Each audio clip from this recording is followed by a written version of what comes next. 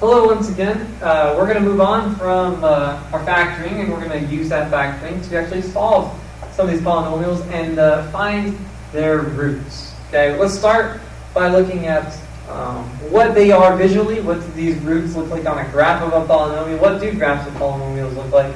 And what is the answer that we're looking for before we actually do the factoring? We're going to use factoring to help us solve it, but let's get a good idea visually of what we're going to look for first. Okay.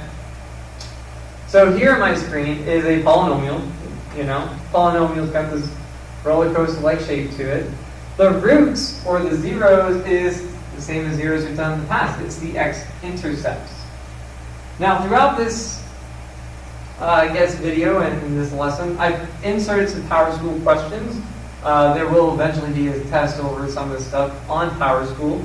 So I figured let's go ahead and look at some of those questions as we're learning some of these problems. So that you kind of know what to expect. Okay? Alright, but anyway, here's a polynomial. The zeros are the x-intercepts. So we're going to find these zeros by either graphing it, like we have here, or by factoring. Factoring is also another way in which we're going to do it. So here's some examples of some polynomials that are graphed. They can have a plethora of different shapes. But the zeros are always the x-intercepts. So with our first one on the left here, we have x-intercepts at -2, 0, and 1. So we can say that the zeros for this one, probably write it like this, the zeros are -2, 0, and 1. Those are the points in which my parabola, or not my parabola, but my polynomial has crossed my x-axis. And number 2, the second one on the right here, of course, you can see it's got 2 x-intercepts, and they are at -1, and they're at 2. So you can say its zeros, or the roots, sometimes they're referred to, are at -1 and 2. Okay, so it's not that hard, especially when you look at a graph. It's pretty straightforward. It's where is this graph crossing the x-axis? Alright, here's a question from PowerSchool. What are the apparent zeros of the polynomial function shown? Same pretty much question. Where is this crossing the x-axis is my one asking. And on this graph particularly, you can see it's crossing here at -2, here at 0, and here about at 1. So I would venture to guess that my solution would be D. -2, 0, and 1. Not all that difficult, but you do have to, of course, realize what the function is asking for. Here's another one. The function f of x opens upward, and its zeros are -5 and 3. Which graph best represents f of x? So we know two things about this function. We know it opens upwards, all right, which if you just basically look at our board here, you can definitely see that it's not A or C, because these two graphs clearly open downwards. It opens upwards, and its zeros are at -5 and 3. So we're looking for the graph where its x-intercept is at -5 and 3, which is B, this one. You can see it's been labeled. This one crosses at -5, this one crosses at 3. D is close, but incorrect because they're opposite, right? -3 and +5. That's not what we wanted. We wanted -3. I'm sorry, -5 and +3. All right. Again, not all that difficult. As long as you understand what the question is looking for. So which choice best describes the solution of a polynomial equation? Pop quiz for you. Is it the answer to an equation? Not enough information. Where the graph crosses the y-axis, I think it's obvious what we've just been talking about. The best solution is going to be where the graph crosses the x-axis. That's exactly what we've just been looking for. That's what the question is asking for. And we're going to tell it's A. We're looking for where it crosses the x. Alright. Now we're going to solve this by factoring. We're not going to have the graphs anymore. Unfortunately, they're super easy to work with. But we have to move on. Alright. Now here's some that are already factored. Alright. We'll save the factoring for a little bit, a couple slides from now. But let's look at what happens when they are factored. After we factor them, what are we going to do? So here's an example of one that's already factored. We've got x plus 3, x minus 1, x plus 7. So we're going to use a zero product property, and we're going to figure out what x value each makes each group equal to 0. So x plus 3, what value in x would make it equal to 0? Essentially, we're cutting all this stuff out. We're looking at the equation x plus 3 equals 0. Well, you can either solve for it, or you might use common sense. Oops, I shouldn't be adding, should I? Alright, you would subtract the 3 on both sides. You get x equal to negative 3. There's the solution for you. What about some of the other ones? Well, look at x minus 1. You have x minus 1 equal to 0, right? And that's just cutting out this information. Well, you would add 1 to both sides, you would see that x would equal a positive 1. There's a 0, there's a solution. And then for the last one, my last trick, we would look at x plus 7. So x plus 7 equals 0. Again, pretty easy to solve for. You would have x equal to negative 7. So your three roots are 3, 1, negative 3, 1, and negative 7. So it's pretty much the opposite of the numbers that you see here because you're looking for the x value in particular. What x value would make that group 0? It's always the opposite of the number that you see. So negative 3, positive 1, negative 7. All right, the next example looks a little different, but it also has 3 groups after it's been factored. There are 3 portions of this, and they're not all in parentheses, but 3x does count, as a little piece of this. Okay, so we're going to look at that first. 3x equal to 0. What value of x makes that equal 0? Well, don't work too hard. If you divide by 3, you'll see that x will equal 0. So that is a root. That is a 0. The next one you would look at is x minus 4. So let's do that. X minus 4 equal to 0. Again, pretty straightforward. You're going to see that and move toward the other side. X equals 4. So 4 is a 0. And then our last one, 2x plus 3. This one actually requires a little bit of math. 2x plus 3 equal to 0. Try to get the x by itself. So subtract the 3. You'll have 2x equal to negative 3. And divide by 2 to get x equal to negative 3x. It's a fraction, but it's not too big a deal. It simply just means negative 3 divided by 2. So there are your 3 solutions. Just set it equal to 0 and solve for x. And again, what this means is that this is where that graph, if you were to plug it into a graphic calculator or whatever, these graphs, the first one would have an x-intercepts at negative 3, 1, and negative 7. And the one that we just did would have x-intercepts at 0, 4, and negative 3x. All right? So here's another Power School question. What are the x-intercepts of the function? So it's basically, just like we did, what makes each of these groups equal to 0? So there are 3 of them. We have x. So let's look at first, x equal to 0.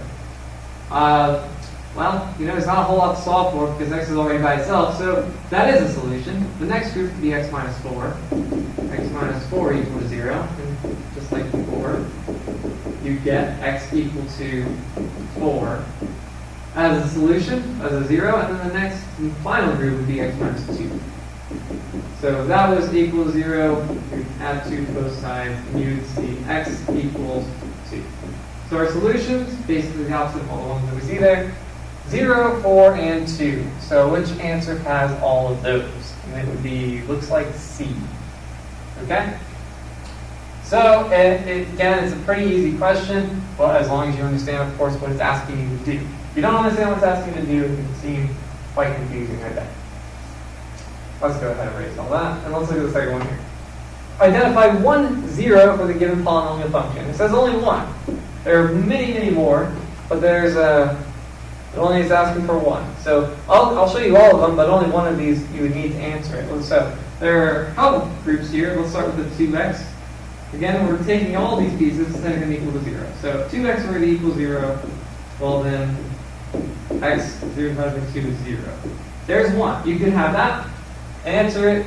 That could be your answer and you'd be done. But what if you look at the other one? Doesn't really matter which one you choose. X plus 2. If x plus 2 equal to 0, then x would be equal to negative 2. We could use that as an answer, or x minus 3.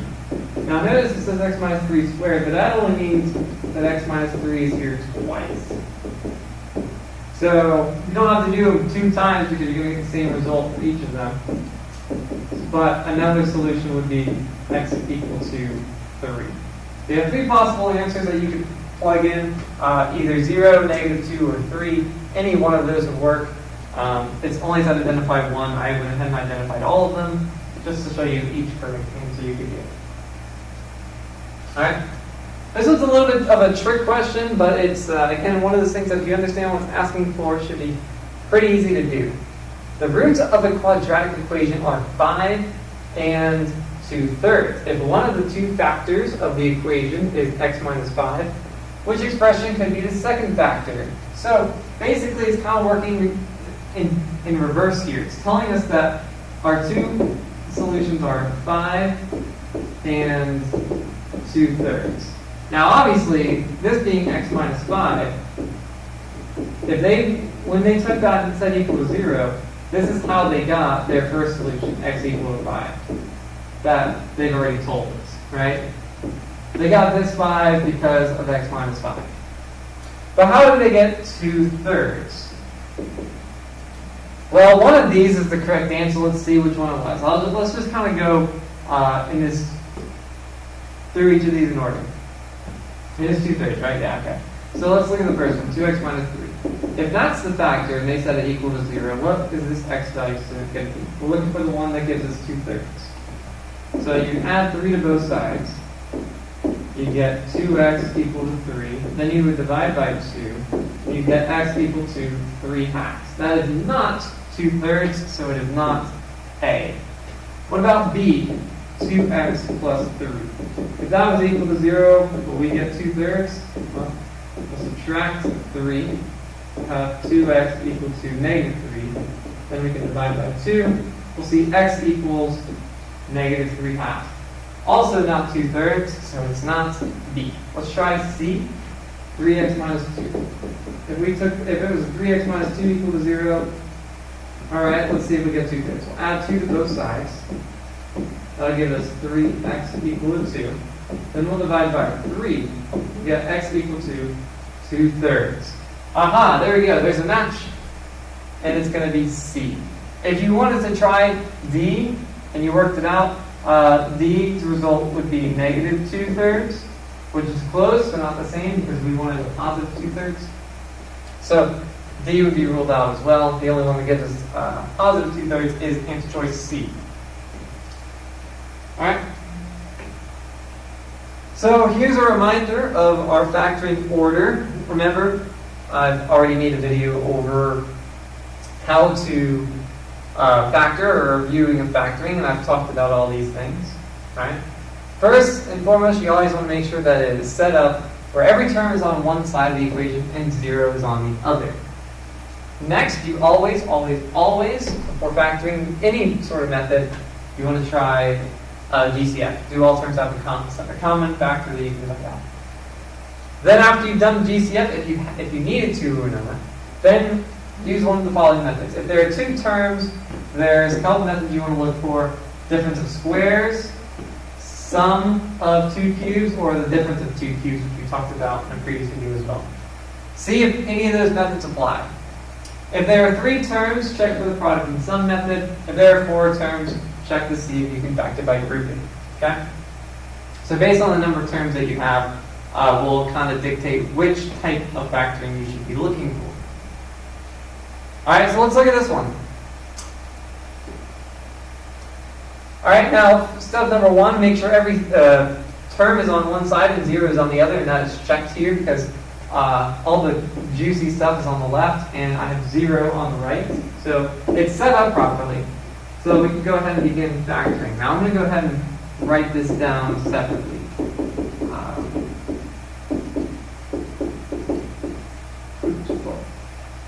Alright, so first I should always check for GCF. There's definitely a GCF here.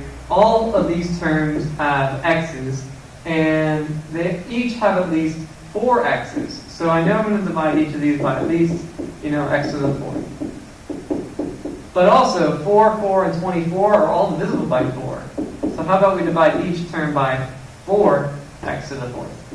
So that 4x to the 4th that we're going to divide each term by will come in front of this group. And we'll see what's left. Well, the first term, 4 divided by 4 was 1. And if you had 6 x's but removed 4 of them, you would have 2 remaining. The second term, 4 divided by 4 again is 1. And you had 5 x's, but you take away 4, you'll have 1 remaining, so that'll just be your 1x. The first, x. And the last one, negative 24 divided by 4 is actually going to be negative 6. The x to the 4's cancel, right? If you had 4 x's and you took all of them away, there are no x's left in the last term. Alright? So we factored by GCF. But remember, just because you factored once doesn't mean you're done factoring. Now you have to look to see if there's any more factoring left to do. Now, I've got 3 terms in my parentheses. So that means I should be looking to see, if you go back to the previous slide, I should be looking to see if I can use product and sum. Whenever I have 3 terms, I should look to see if there's a product and sum way out of this. So, product and sum is a little x thingy. You put a times c value on top, and you put the b value on the bottom, and then you try to find the 2 numbers that make a product of whatever's up here and a sum of whatever's down here. So it multiplies to the top number as the bottom number. So in this case, a, because this is 1x squared, a is equal to 1, b is equal to 1, because it's 1x, and c is equal to negative 6. So let's plug these in. So a times c, or 1 times negative 6 is negative 6, and b is 1. So I want to figure out, are there 2 numbers that multiply to negative 6 and add to 1? Well, what numbers multiply to negative 6? Because it's negative, one of these numbers has to be positive, one of these numbers has to be negative. Because if they were both positive, then I would have a positive 6. If they were both negative, I would have a positive 6. So the only way to get negative 6 is if one number is positive and the other is negative. So what numbers can I think about? What about 2 and 3? 2 and 3 will multiply to 6. So positive 2, negative 3, or positive 3, negative 2. I think it's positive 3, negative 2. Positive 3 times negative 2 is negative 6, and positive 3 minus 2 is 1. So those are my answers. And since my a value equals 1, these are my factors. So that means x squared plus x minus 6 factors into x plus 3 and x minus 2. Remember, those being my factors from here, that's where I'm getting them from. I've plugged them in and I'm good to go. Alright, so there you have it. You've factored in. Alright, now all you got to do is state your answer. So there are 3 parts to this. You got 4x to the 4th. You got the x plus 3 and the x minus 2. Remember, if you set each of these equal to 0, you can identify what the x values are, where the roots are. So basically, anytime you have that GCF, that 4x to the 4th, that's going to leave you with x equal to 0. Because 0 to the 4th power would be 0, and 4 times 0 would still be 0. So that's going to be x equal to 0. For x plus 3, if that were to equal 0, the x value would be negative 3. And then for x minus 2, what can I write this? If you were to set that equal to 0, you would have x equal to positive 2. So your solutions are 0, 2, and negative 3. Those are your zeros, those are your roots here. That's where if you graph this, what you might call a polynomial, they would have x-intercept at 0, 2, and negative 3.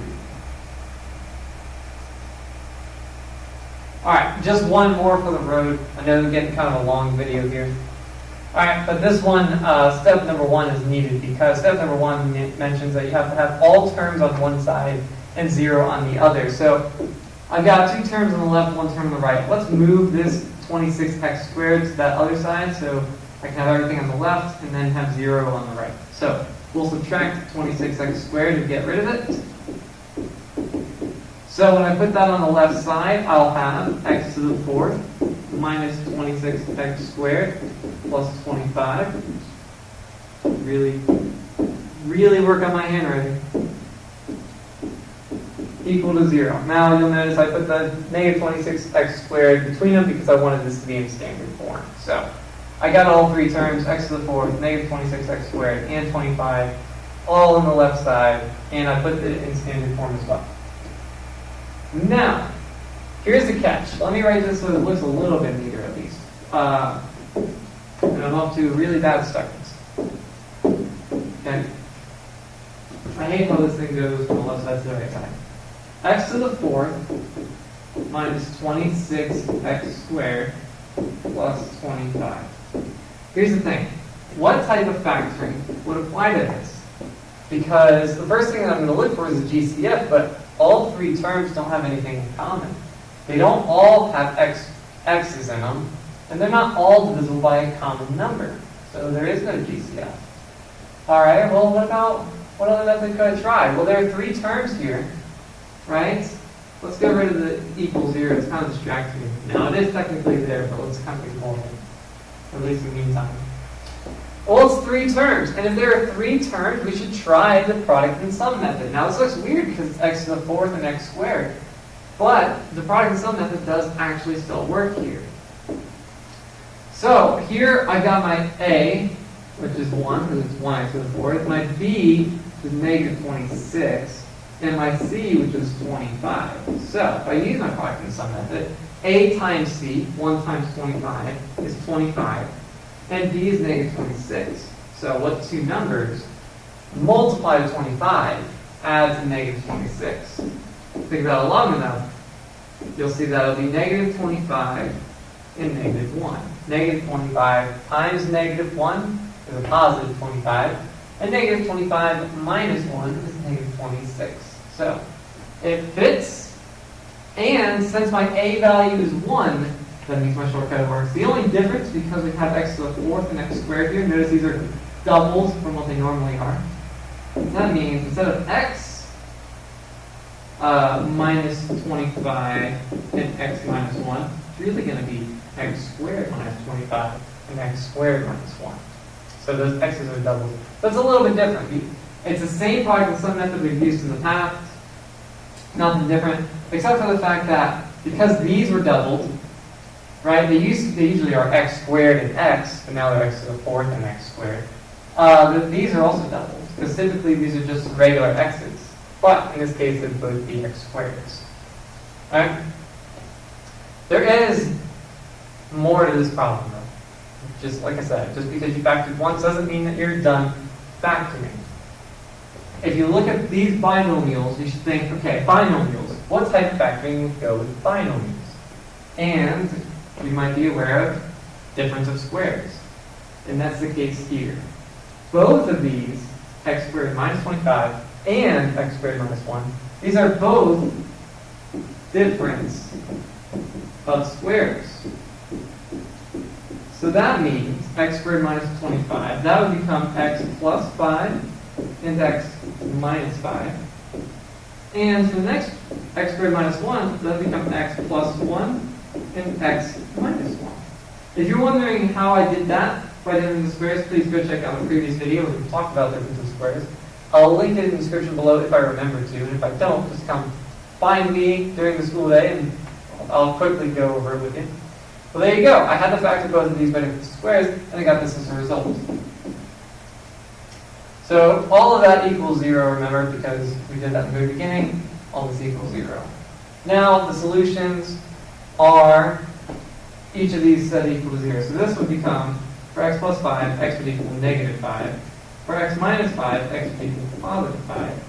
For x plus 1, x would equal negative 1. And for x minus 1, x would equal positive 1. So these would be the 4 solutions to this polynomial. Kind of weird, kind of goofy, but like I said, it just takes a little bit of practice. I think I'm going to end it there. I know it's been a long video. We'll go over this plenty more in class, but it's still not coming around to you. Come see me during tutoring, whatever you want to do. Alright, I'll see you in a future video. We'll talk about it later, guys. Bye-bye.